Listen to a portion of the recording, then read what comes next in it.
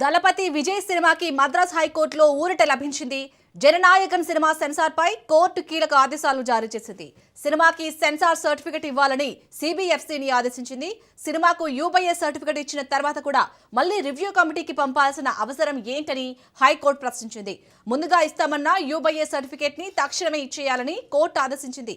Right గా ఇదే అంశానికి సంబంధించి పూర్తి డీటెయిల్స్ ని మా కరెస్పాండెంట్ సునీల్ అందిస్తారు. సునీల్, జననాయకన్ సినిమా సెన్సార్ పై కోర్టు ఎలాంటి ఆదేశాలు జారీ చేసింది?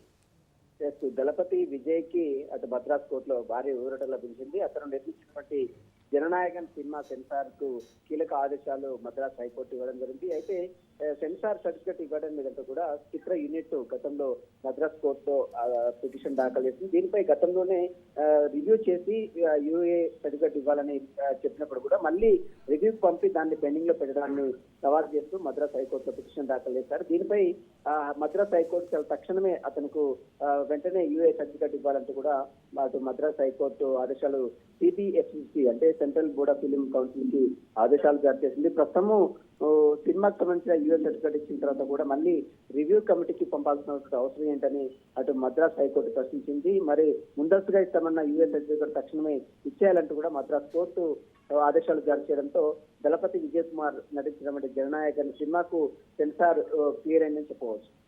Right, thank you Sunil.